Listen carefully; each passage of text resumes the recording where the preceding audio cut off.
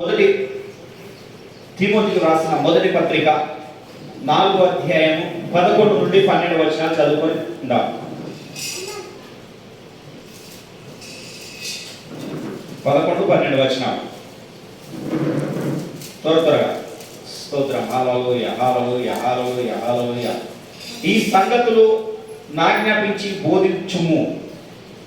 నీ యవ్వనమును బట్టి ఎవడును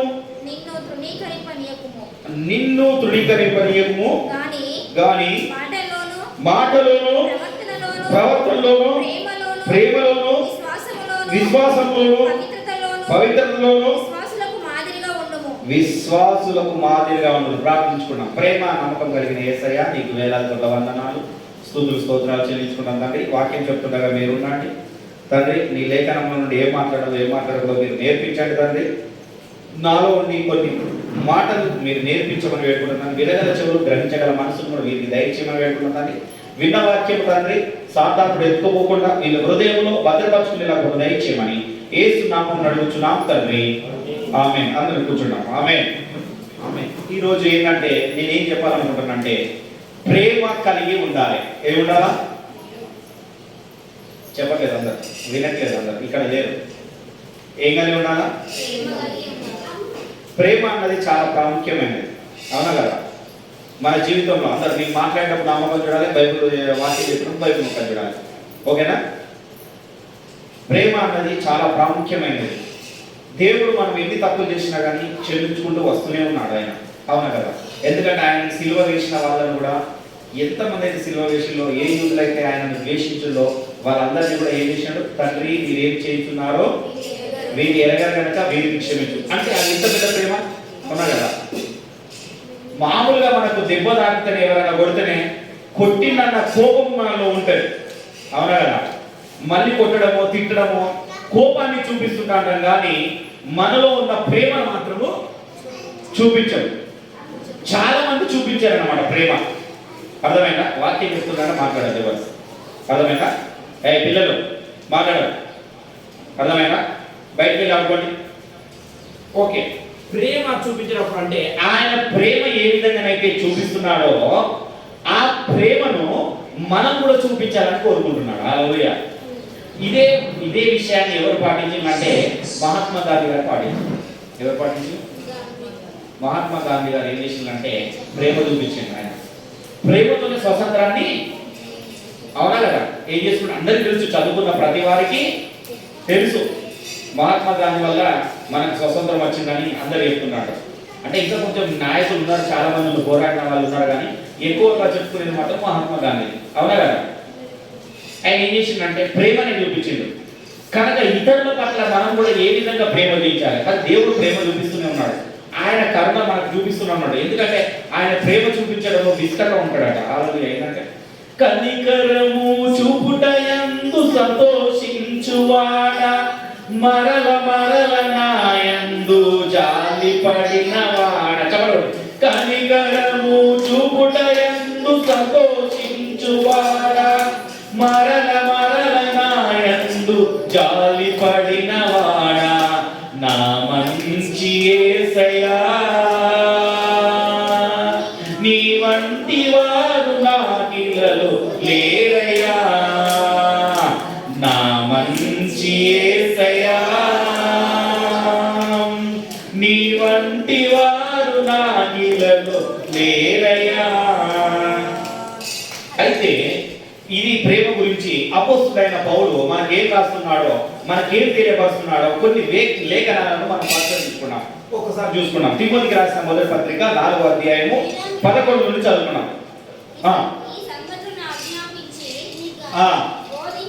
ఏనక ఈ సంగతులను మంచిగా గుర్తుపెట్టుకోవాలి. ఏ సంగతులను ఆజ్ఞాపించి బోధించాలి, ఏ విధంగా సంఘానికి బోధించాలో అందరిని చూడాలి. అది చెప్తున్నాడు, తెలియపరుస్తున్నాడా? చదువున్నాడు. నీ యవ్వనమును బట్టి ఎవడును నిన్ను తృణీకరింపనీయకుము. ఏంటంట? మాటల్లోను ప్రవర్తనలోను ప్రేమలోను విశ్వాసంలోను అబ్బాబ్బా ఎన్ని ఉండాలంట? ఎన్ని చెప్పినాము ఇక్కడ? మాట 1 గుర్తుపెట్టుకోండి, ప్రవర్తన 2 లెక్కగాలి, ప్రేమలో 3, విశ్వాసంలో 4, పవిత్రతలో 5 ఉన్నాయా? చూడండి ఎన్ని ఉన్నాయి? 5. పిల్లలకు కూడా, చిన్న పిల్లలకి ఏంటంటే బోధించేటప్పుడు ఈ వేళ్ళని బట్టి బోధిస్తాను. చిన్న పిల్లలకి ఎల్కేజీ యూకేజీ పిల్లలకి ఏం చేస్తారు? ఈ వేళ్ళతో చెప్తున్నారు తెలుసా? స్కూల్కి వెళ్తే తెలుస్తుంది. స్కూల్ టీచర్లు ఇద్దరు టీచర్లు ఉన్నారు కాబట్టి వాళ్ళు తెలిసి ఉంటుంది. హల్లెలూయా హల్లెలూయా. అయితే ఏం చేయాలంటే మొదట మన మాటలో చాలా జాగ్రత్త ఉండాలి. ఎందుకంటే ఈ మాటతోనే అన్ని మాట్లాడతాం. ఎందుకంటే దేవుడు కూడా ఏం చెప్పాడంటే మాట కలుగునుగాక, ఏమన్నాడు? కలుగునుగాక అనగానే కలిగిందా కలగలేదా? అందుకనే మాట మాట్లాడేటప్పుడు మనం ఏం చేయాలంటే జాగ్రత్తగా ఉండాలి. అంటే మళ్ళీ అక్కడ కింద ఏమంటారంటే విశ్వాసులకు మాదిరికరంగా ఉండాలంట. అంటే దీన్ని బట్టి ఏమైంది? విశ్వాసుల్లోనే మాట లేదు, సరైన మాట లేదు. ఎవరు లేదు? అర్థమవుతుందా? వాళ్ళలోనే ప్రేమ లేదు. చాలా మందికి తెలియదు ఏంటంటే అసలు ఏంటి, అసలు నామకార్థ జీవితాలు జీవిస్తున్నారు. ఏం చేస్తున్నారు? నామకార్థమైన జీవితం జీవిస్తున్నారు. వాళ్ళ ప్రవర్తన ఎటుపోతుందో తెలియదు. అవునా కదా? ఇష్టానుసారంగా ప్రవర్తిస్తున్నారు. ఎందుకు ఇష్టానుసారంగా ప్రవర్తిస్తారు తెలుసా? చెప్పనా నేను ఎందుకు ప్రవర్తిస్తారో? ఎవరైతే బహు జ్ఞానం కలిగి ఉంటారో, ఎవరు మహాజ్ఞానం, మామూలుగా అంటే డబ్బు ఎక్కువ, గర్వం ఎక్కువ, మొదటగా వచ్చి ఉన్న వాళ్ళు, లేకపోతే కూడా ఎగ్జాంపుల్ చెప్పుకుంటా, నేను ఇప్పుడు మా నాన్న నుండి నేను క్రైస్తవుడిగా ఉన్నప్పుడు, అంటే నేను నాకు ఊహ తెలిసినప్పటి నుండి నేను క్రైస్తవుడిగా ఉన్నా. అంటే ఒక 10-11 సంవత్సరాల నుండి నేను క్రైస్తవుడిగా జీవించిన. అంతకుముందు హిందుత్వంలో జీవించిన, కానీ తర్వాత క్రైస్తవుడిగా జీవించిన. అంటే ఇప్పుడు నేను అనుకోవచ్చు నాకేముంటుంది అంటే నాకు అన్ని తెలుసు. ఏం తెలుసు? నేను ఒక 30 ఏళ్ళ నుండి వాక్యం వినుకుంటూ వస్తున్నా. అర్థమవుతుందా? అప్పుడు ఏమవుతుందంటే నాలో నుండి గర్వం ఏర్పడుతుంది. అప్పుడు ఏమవుతుందంటే ఏం చేస్తారు ఇక్కడ? నా మాట మారుతుంది, నా ప్రవర్తన మారుతుంది, నా ప్రేమ మారుతుంది, నా విశ్వాసం మారుతుంది. హల్లెలూయా. ఏమవుతుంది? అర్థమవుతుంది చెప్పేది? ఏమవుతుంది? మొదట అంటే మాట మారుతుంది, తర్వాత ఏమవుతుంది? ప్రవర్తన మారుతుంది. ఇంతే కదా. ఏంటిది? దేవుడు అంటే ఇంతే. అవునా కదా? దేవుడు అంటే ఇంతే. అబ్బా ఏమిటంటే ప్రేమ. ఏది అంటే నామకార్థమైన ప్రేమ అన్నమాట. చాలా మంది ఈ మాట చెప్తారు. నేను చాలాసార్లు గుర్తు చేస్తున్నా. మన విలేజ్ ప్రాంతంలో ఏదంటే కడుపులో లేని కౌగలించుకుంటూ వస్తుందా అంటారా? అవునా కదా? కడుపులో లేని కౌగలించుకుంటూ వస్తుందా? ఈ విశ్వాసంలో నుండి కొంచెం పవిత్రత ఏమవుతుంది? దూరం అవుతుంది అంటారు. హల్లెలూయా. ఇది ఒక్కసారే కదా, ఇది ఒక్కసారి రాకపోతే ఏమవుతుంది? ఇది ఒక్కసారే కదా, తప్పు చేస్తే ఏమవుతుంది? దేవుడు క్షమిస్తాడు. ఇప్పుడే చెప్పినా కదా, కనికరం చూడేందుకు పాడబడినా కదా. అవునా కదా? దేవుడు క్షమిస్తాడు అన్న మాట అందరిలో ఉన్నది, కానీ ఆయన మహాభయంకరుడు అన్న విషయం ఎవరికి తెలియదు. అవునా కదా? అందుకనే పాత నిబంధనలో చాలా మంది ఏం చేసినారంటే ఓ భయంకరమైన దేవాన్ని ప్రార్థించేది, ఓ భయంకరమైన రూపమా నీకు వందనాలని ప్రార్థన చేసేవాళ్ళు. ఏమని చేసేవాళ్ళు? ఓ అతి భయంకరుడా, మహాభయంకరుడా అనేవాళ్ళు. చాలా దిక్కులో ఉంటారు. ఈ మాట రాసి ఉంటుంది పాత నిబంధనలు మీరు చూస్తుండండి. భయంకరమైన దేవ, భయంకరమైన దేవ అని బాగా రాసి ఉంటుంది. నెహెమీయాలో కూడా మాట ఉంటుంది. నెహెమీయా కూడా ప్రార్థన చేస్తాడు, ఓ భయంకరమైన శక్తివంతమైన దేవ మమ్మల్ని కరుణించు అంటాడు. హల్లెలూయా. కానీ మనమైతే ఏం చేస్తాం? కరుణామయుడా, ప్రేమామయుడా, ఎన్నిసార్లు తప్పు చేసినా, ఏం చేసినా, ఏదైనా సరే దేవుడు క్షమిస్తాడు అన్న మనసుతోనే ఉంటున్నాము, కానీ విశ్వాసులకు మాదిరికరంగా జీవించట్లేదు. ఎవరికి మాదిరికరంగా జీవించట్లేదు? ఎందుకంటే నీ ప్రవర్తనలో, నీ ప్రేమలో ఇంకోటి మారాలి. హల్లెలూయా. అది కదా దేవుడు చూసుకున్నది. అందుకని దేవుడిని చూసి ఏం చేశాడో ఆయన అంత వేసినా కానీ ఆయన కొట్టిన బట్టలు కూడా ఆయన కూడా ఏమన్నాడంటే ఆఖరికి పిలాతు కూడా ఈయనలో నాకు ఏ తప్పిదమో కనబడట్లేదు, ఈ నిర్దేశం రక్తము నాకు నా కుటుంబానికి తాకూడదని ఏం చేసిండు? చేతులు కడుక్కున్నాడు. హల్లెలూయా. ఎందుకంటే ఆయనలో ఉన్న ప్రేమను బయటికి చూపించిండు. హల్లెలూయా. ఆయనలో ఉన్న పవిత్రతను బయటికి చూపించిండు. కానీ యేసుక్రీస్తు ఏం కోరుకున్నాడంటే ఆయన స్వరూపమందు మనల్ని చేశాడు కనుక ఆయనలాగా మనం కూడా మారాలి. హల్లెలూయా. మరి మారుతున్నామా? మారినామని నటిస్తున్నామా? హల్లెలూయా. ఈనాడు క్రైస్తవ జీవితం ఎలా ఉన్నదంటే మారినట్టుగా నటిస్తూనే ఉన్నది, కానీ ఆ మార్పులో మాత్రం చూపించలేదు. నీలో మార్పు ఇతరులకు చూపించకపోతే వ్యర్థం. ఈరోజు 3 విషయాలు గుర్తు చేయాలనుకుంటున్నాను. ఏం చేయాలనుకుంటున్నా అంటే హృదయంలో వాక్యం ఉండాలి. ఏముండాలా? హృదయంలో, ఈరోజు నా స్టేటస్ అదే పెట్టిన, హృదయంలో వాక్యం ఉండాలి. ఓకేనా? గదిలో ప్రార్థన ఉండాలి. ప్రార్థన, కుటుంబ ప్రార్థన ఉండాలి. వ్యక్తిగత ప్రార్థన ఉండాలి.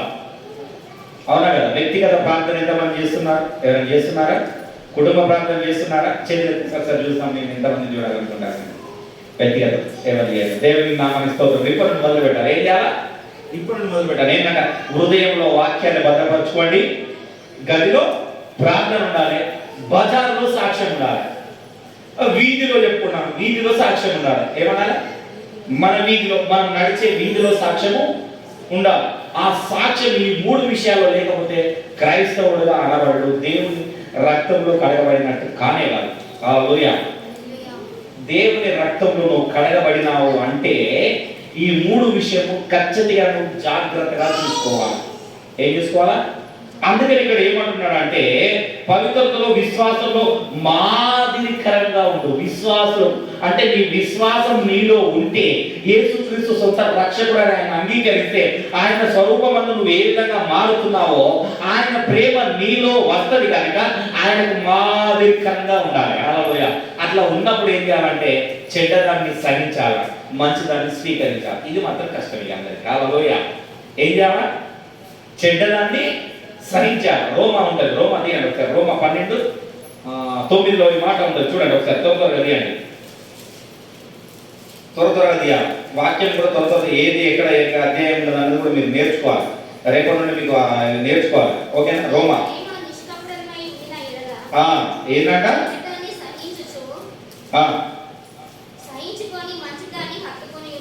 అబ్బాబాబాబాబా ఎట్లుండాలంట? మీ ప్రేమ నిష్కపటమైనదైతే, ఇప్పుడు ఇంతకుముందు సామెత చెప్పాను కదా, కడుపులని కావాలి అంటే మనస్ఫూర్తిగా ఉంటే ఏం చేయాలా? చెడ్డదాన్ని సహించుకోవాలా. ఇప్పుడు ఏం చేయాలా? వీళ్ళకు ఒకరి మీద ప్రేమ ఉన్నది కనుక వాళ్ళు ఏం చేసినా కానీ వాళ్ళ మార్పు కోరుకోవాలి. అవునా కదా? నిన్ను బాధ పెట్టినా, నిన్ను ద్వేషించినా, నిన్ను కొట్టినా, ఏం చేసినా కనుక నీ ప్రేమ స్వేచ్ఛమైన ప్రేమ కాబట్టి వాడు చెడుతనం చేసినా, చెడుతనంగా ప్రవర్తించినా కానీ దాన్ని నువ్వు సహించుకొని మంచి దానిలో, వాడిలో ఉన్న మంచిని, ఆమెలో ఉన్న మంచిని హత్తుకోవాలి. హల్లెలూయా. అర్థమవుతుందా? ఎక్కడో కొంచెమన్నా మంచి చేసే వాళ్ళు ఉంటారు. అవునా కదా? అందరూ మంచి వాళ్ళే, మంచి చేయడం అని కాదు, కానీ కొంత విషయంలో కొంతమందికి మంచి నచ్చచ్చు, కొంతమంది నచ్చకపోవచ్చు. అవునా కదా? కొన్ని విషయాలు కొన్ని మంచి చేసే వాళ్ళకి కొంచెం నచ్చచ్చు, కొంచెం నచ్చకపోవచ్చు. కనుక ఏం చేయాలంటే యేసుక్రీస్తు ఏ విధంగా అయితే ప్రేమించాడో, ఆయన అంత బాధ పెట్టినా కానీ ఆయన ఏం చేసిండంటే వీళ్ళు ఏం చేస్తున్నారో వీళ్ళు ఎరగని కనుక వీళ్ళని క్షమించు అన్నాడు. అవునా కదా? అన్నాడు అంతేనా?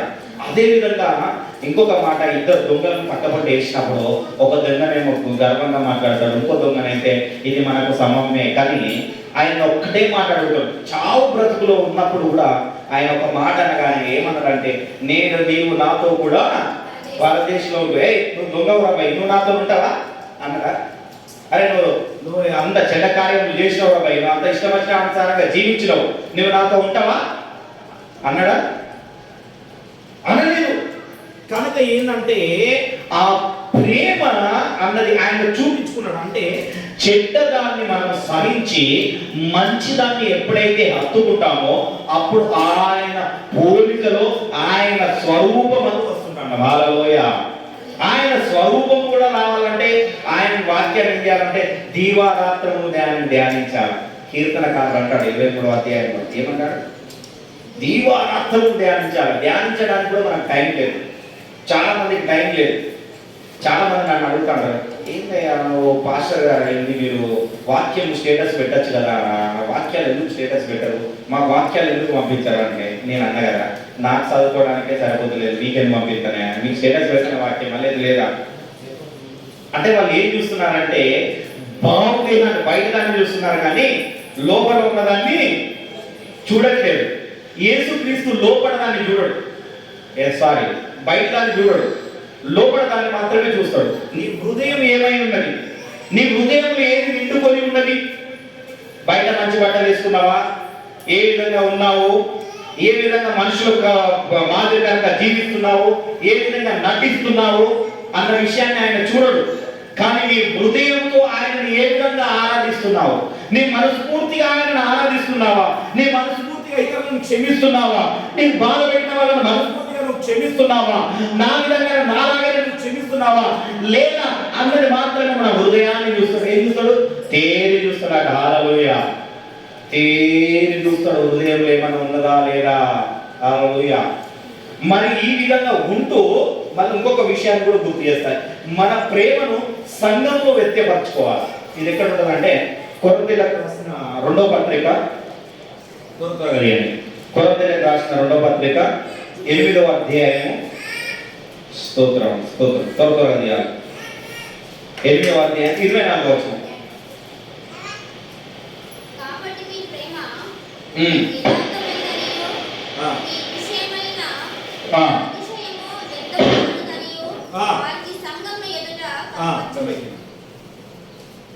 చదువు.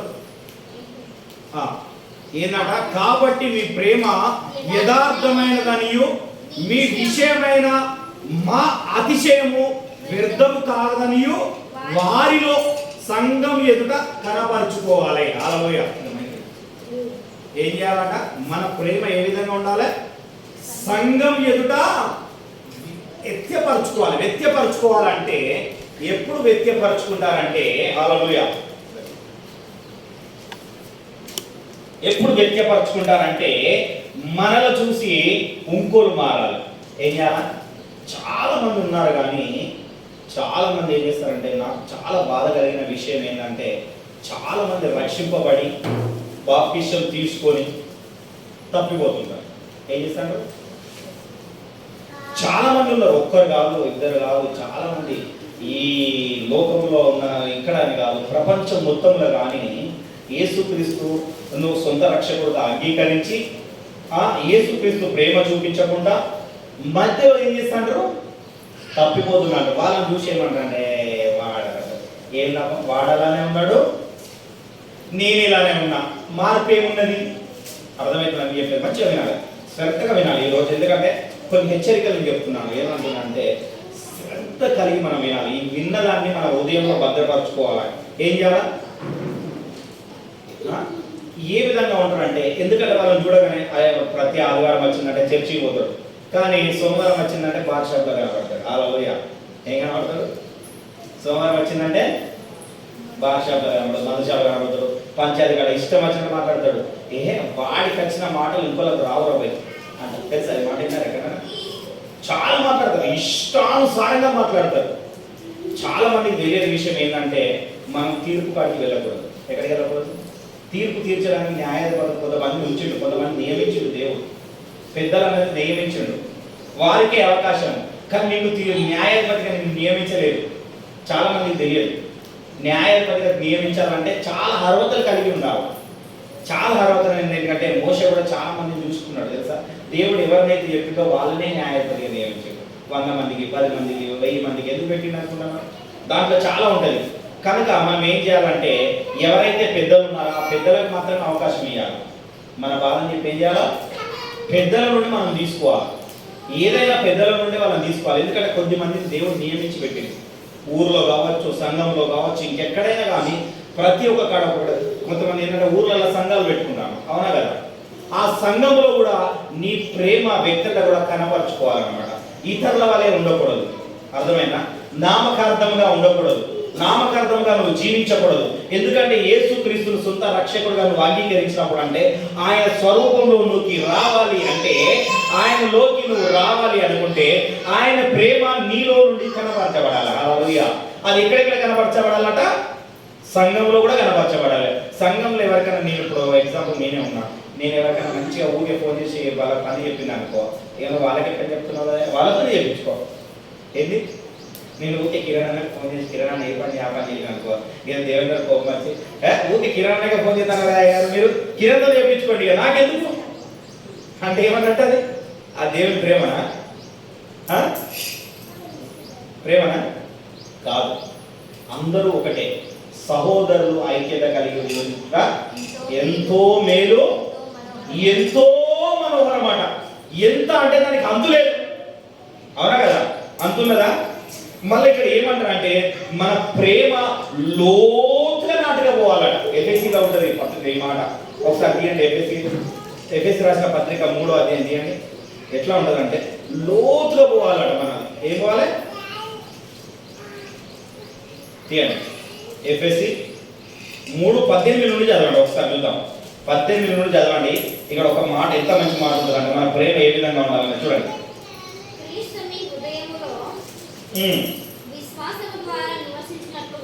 అబ్బా, గుర్తుపెట్టుకోండి. క్రీస్తు మీ హృదయంలో, ఎవరి హృదయంలో? శంకర్ అనుకోండి. నా హృదయంలో, మీ అన్న కదా నా పెట్టుకొని చదువుకోండి. చదవాలి. చదవండి. క్రీస్తు నా హృదయంలో విశ్వాసం ద్వారా నివసించినట్లుగాను తన మహిమైశ్వర్యం చొప్పున మీకు దయచేయవలననియు మీరు దేవుని సంపూర్ణత యందు పరిపూర్ణులగునట్లుగా ప్రేమయందు వేరుపడి సిద్ధపడి సమస్త పరిశుద్ధులతో కూడా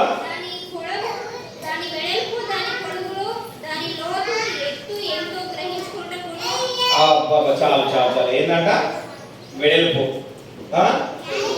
పొడవు, లోతు, ఎత్తు గ్రహించుకోవాలంట. అంటే ప్రేమను ఏ విధంగా వదులుతున్నాడు?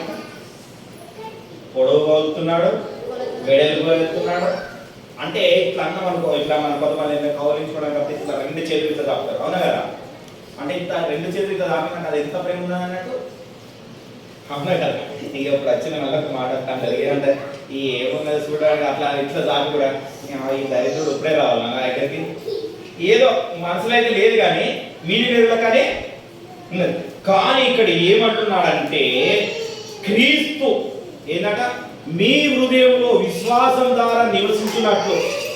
చాలా మంది ఏం చెప్తున్నారు? విశ్వాసం అనేది మనలో చాలా తగ్గిపోతున్నారు తెలుసా? చాలా మంది తెలియదు. ఏంటంటే నేను కూడా ఒకప్పుడైతే చెప్పినప్పుడు ఎవరు చెప్పాను, ఏ పాస్టర్ చెప్పినా వెళ్ళిపోయేది. అరే నువ్వు పాస్టర్ కొడుకురా పోయి అట్లా చేయకురా ఆదివారం ఆరాధనకు రా, సంఘానికి రా, అసలు లేకపోయేది తెలుసా? నేను పోకపోయేది కానీ మా భార్య పోయేది. ఏమైంది? ఊరికే పోయేది. ఆమె పోయేది కానీ నేనైతే అసలే పోయేది. నాకు చెప్తాను గారు, నాకు తెలియదా? నాకు అన్ని తెలుసు, నేనే మీకు వాక్యం చెప్తాను. ఏం చెప్పేది? నేనే పాస్టర్ కాకుండా చెప్తున్నాను ముచ్చట. నేనే మీకు వాక్యం చెప్తాను గారు. ఎంత చెప్పాలి చెప్పండి, ఏం వాక్యం చెప్పాలి చెప్పండి చెప్తాను. మీరు వాక్యాన్ని చెప్తారు చెప్పండి చెప్తాను. అట్లా చెప్పేది నా విశ్వాసం అట్లుండేది. నాకు తెలియదా? నాకే చెప్తున్నారా మీరు? చాలా మందితో అన్నా నేను, ఒక్కరితో ఇద్దరితో కాదు, చాలా మందితో అయ్యాలతో నేను ఈ మాట అన్నా. ఎందుకంటే నాలో ఏంటంటే నా మనోనేత్రం మూసుకోబడింది. ఏమైంది? నేను రక్షింపబడలేదా? నాకు దేవుడు అంటే తెలియదా? దేవుడు అంటే భయం లేదా? కానీ ఈ మనోనేత్రం ఏంటంటే నా ఏమైనా మూసుకోపోయినాయి కనుక నేను ఎవరు చెప్పినా వినకపోయేది. ఏం చెప్పినా అసలు వినకపోయేది. ఎప్పుడైతే ఆయన యుద్ధకు వచ్చి ఇది అరే ఇది వాస్తవమే కదా అని నాకు నేను ఎప్పుడైతే రిలీజ్ అయ్యి ఆయన యుద్ధం ఎప్పుడైతే మళ్ళీ ఆయన పాదాల చెంతకు వచ్చినానుకో అప్పుడు ఆయన ప్రేమ నాలో కూడా వచ్చేసింది. హల్లెలూయా. ఆ ప్రేమ మళ్ళీ నాలో వచ్చి క్రమం తప్పకుండా వెళ్ళాలి, క్రమం తప్పకుండా ఆయనను ఆరాధించాలి, భయంతో ఆరాధించాలి. హల్లెలూయా. భక్తితోని కాదు, భయం కలుగుతూనే భక్తి వచ్చేస్తుంది ఆటోమేటిక్గా. హల్లెలూయా. భయం లేని భక్తి ఉంటే వేస్ట్. చాలా మంది గుర్తుపెట్టుకోండి, ఎంత భక్తి ఉన్నా కానీ వ్యర్థమా కదా? నాకు తెలిసినంత వరకు అయితే మీకు ఎంత భక్తి ఉన్నా, నాకెంత భక్తి ఉన్నా కానీ దేవుడు అంటే భయం లేకపోతే వ్యర్థం. ఎందుకంటే ఆయన గుర్తుపెట్టుకోండి, మనం ఈ లోకంలో ఏం తిందామా ఏం తాగుదామా అని మనం ఆలోచిస్తూ చూస్తున్నాం. కానీ ఆయనతో కొన్ని సంవత్సరాలు మనము సహజీవనం చేయవలసి ఉన్నది. సహజీవనం ఆయనతో చేయడానికి ఇష్టపడాలి, ఆయనకు దూరంగా ఉండడానికి ఇష్టపడకూడదు. ఎందుకంటే ఇది మార్పు కలిగిన సమయం. ఇది ఏం సమయం? ఇది మారు మనసు కలిగిన సమయం. అందుకని ఏమంటున్నాడు అంటే ఇక్కడ నువ్వు ఎంతకంటే దేవుడు అంటే మంచి మ్యాథమెటిక్స్ అట. ఒక పాస్టర్ గారు చెప్పేది ఏంటంటే చాలా మ్యాథమెటిక్స్. అదే ఈ లేఖనాన్ని బట్టి చెప్పింది కావచ్చు. ఎవరైనా ఏదైనా కొలతలు కొట్టాలి భూమి అంటే, ఏదైనా కొలవాలి, ఇల్లు కట్టాలంటే ఏం చేస్తారు? ఎంత వెడల్పు కట్టుకోవాలా, ఎంత పొడవు కట్టుకోవాలి, ఎంత హైట్ కట్టాలి, 9 ఫీట్ల 8 ఫీట్ల హైట్ చూస్తాడు. అవునా కదా? దేవేంద్రకు లెక్క బాగా తెలిసి ఉంటుంది ఈ లెక్కలలో, ఎందుకంటే ఆయన మేస్త్రి కదా. అవునా కదా దేవేంద్ర? ఇల్లు కట్టుకోవాలనుకుంటే బెడ్రూమ్ ఎంత తీసుకోవాలా, కిచెన్ ఎంత తీసుకోవాలా అని చేస్తారా లేరా? దేవుడు కూడా మనల్ని ఆ విధంగా కొలుస్తాడు. చాలా మంది తెలియదు, మన రాసులెక్క కొలుస్తాడట. అర్థమైందా? నువ్వు ఎంతగా నీతిగా ఉన్నావు, నీ విశ్వాసం ఎంతగా ఉన్నది, ఎంతగా నీలో నేను నివసించిన, అర్థమవుతుందా లేదా? నీలో ఎంతగా నివసించిన కొలిసిన తర్వాతనే మనకు తీర్పు తెలుస్తారు. హల్లెలూయా. అప్పుడు ఉన్నది మన పని. ఇప్పుడు కాదు. చాలా మంది అనుకుంటున్నారు ఇప్పుడు కాదు మనం చేసేది. అందుకనే చాలా మంది ఏం చేస్తున్నారంటే పుణ్యకార్యాలు చాలా మంది చేస్తున్నారు. చాలా మంది వాళ్ళు తెలిసి తెలియకనే పుణ్యకార్యాలు చేస్తున్నారు. అదే అన్నదానం కానీ ఇలాంటివి చేస్తున్నారు. ఎక్కువ అన్ని దానంలో కంటే అన్నదానం మంచిదని బయట అందరూ దానాలు చేస్తున్నారు. తెలుసా? ప్రతి వాళ్ళు చేస్తున్నాడు. ఎందుకు చేస్తారు? ఎందుకైనా మాకు పుణ్యం జరగాల, మా పిల్లలకు మంచి జరగాల అని చేస్తున్నాడు. అవునా కదా? అర్థమవుతుందా? కానీ దేవుని బిడ్డలమైన మనము దేవుడు అంటే తెలుసుకొని కూడా ఆయన గురించి మనం ఏం చేయలేదు. ఈ అన్నదానాలు విన్నదానాలు చేయమని నేను అనట్లేదు, కానీ చేసేది మన వ్యక్తిగత విషయం.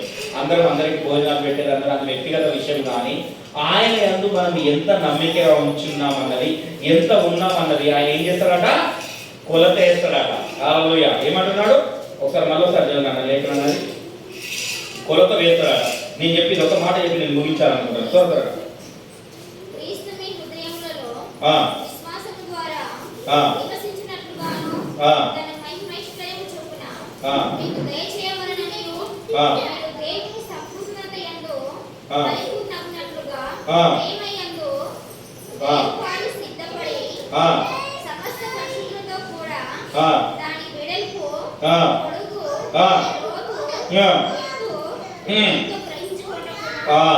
చూడండి ఒక్క జ్ఞాపకం. తన మహిమైశ్వర్యం చొప్పున మీకు దయచేయాలని మీ దేవుని సంపూర్ణత యందు పరిపూర్ణమగునట్లు మనం ఆయన యందు పరిపూర్ణం కావాలి. ఇప్పటి వరకు ఏ విధంగా అయ్యామో, ఏమయ్యామో ఇవన్నీ పక్కన పెట్టుకొని ఇప్పటి నుండి ఏం చేసుకోవాలి? పరిపూర్ణముగా అయి ఉంటే ఆయన మనకు తోడై ఉంటాడు. ఇదే ఎఫెసీలో ఒక మాట, లాస్ట్ మాట చెప్పి నేను చూస్తాను. ఏంటంటే 6:23లో ఒక మాట ఉంటుందంటే ఇవన్నీ పరిపూర్ణత మనం ఉంటే ఆయన సమాధానం మనకు కలుగుతాడు. చదవండి ఒకసారి. తండ్రి అయిన దేవుని నుండి ప్రభు అయిన యేసుక్రీస్తు నుండి సమాధానము విశ్వాసంతో కూడిన ప్రేమయు ఎవరి కలుగును గాక? విశ్వాసముతో కూడిన. అర్థమవుతుందా? మరి మనలో విశ్వాసం ఉన్నదాన్ని, ఆ విశ్వాసాన్ని రూపొందించుకోవాలి. అందుకని అపోస్తలుడు పౌలు ఏం చెప్పిండు? విశ్వాసులకే చెప్పిండు. ఎవరికి చెప్పిండు? అవునా కదా? ముందు ఏం చెప్పినాం? విశ్వాసులకే. మనమేనట ఆయన ప్రేమను, ఆయన రూపాన్ని మనం ఏం చేసుకోవాలి? ఇప్పటి నుండి స్వరూపంలో కలుపుకొని మనకి ఏంటంటే సదాకాలం మనందరికీ తోడైన గాక. హల్లెలూయా. ఇప్పటి నుండి మనం ఏం చేసుకున్నామంటే ఆయన ప్రేమతో ఏ విధంగా ఉండాలి. అర్థమవుతుందా? 3 విషయాలు చెప్పిన. ఏ విషయాలు చెప్పినా? మొదట ఏం చెప్పినా మర్చిపోయారు. అవునా కదా?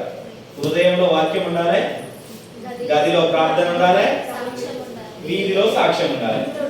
మన ఊర్లో, మన గ్రామంలో అరే ఇంకైనా గట్ల ఉండేనా, గిట్ల ఉండేనా, ఇంతకు ముందు ఉంటే అరే అసలు సడన్ గా ఏమైందా, ఇట్లా మారింది అట్లయింది, అరే ఈమెకి ఏమైంది సడన్ గా ఇంతకన్నా మార్పు వచ్చింది ఈమెలో, అసలు ఈమెలోనైనా మార్పు వచ్చింది, ఈమెలోనైనా మార్పు వచ్చింది. అవునా కదా? అర్థమవుతుంది నేను చెప్పేది? ఎప్పుడైతే ఈ 3 విషయాలు మనలో ఉంటాయో క్రీస్తు స్వరూపంలోకి మనం మారుతాం. లేకపోతే ఆయన స్వరూపంలోనికి మారం. అప్పుడే ఏమవుతుంది? మన క్రియలో సత్యం ఉండదు. హల్లెలూయా. మన క్రియలో సత్యం కనబడాలి. అవునా కదా? ఇంకా చెప్పాలా? ఇంకా ఉన్నాయి చాలా విషయాలు. మీరు వినే మూలలో వినట్టున్నారు. హల్లెలూయా. హల్లెలూయా. 2 చేతులు పైకెత్తండి. హల్లెలూయా. హల్లెలూయా. కనుక ఇప్పటి నుండి మనం ఏం చేద్దామంటే, ఇప్పటి నుండి మన ప్రవర్తనలో కానీ ఏం చేయాలో ఒకటి చూద్దాం. మరొకసారి తిమోతికి రాసిన మొదటి పత్రికలో 4:11 చూద్దాం. లాస్ట్ గా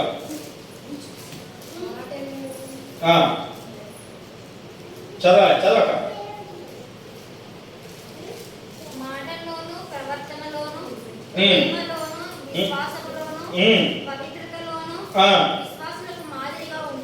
ఇప్పుడు మనం ఏం చేయాలంట? మన మాట, మన ప్రవర్తన, మన ప్రేమలో ఏంటంటే విశ్వాసంలో, మన పవిత్రతలో. పవిత్ర కూడా చాలా కష్టం, అది ఇంపార్టెంట్. ఏం చేయాలంట? విశ్వాసులకు మాదిరికరంగా ఉండాలి. ఇప్పటి నుండి అయితే ఎప్పుడైతే మనం మాదిరికరంగా జీవిస్తామో అప్పుడు క్రీస్తు మనలో ఉండి మనకు సమాధానం కలుగుతుంది. హల్లెలూయా. ఆ సమాధానం మీకును నాకును అందరికీ కలుగును గాక. ఆమేన్. అందరం లేచి నిల్చున్నట్లయితే ప్రార్థించుకుందాం.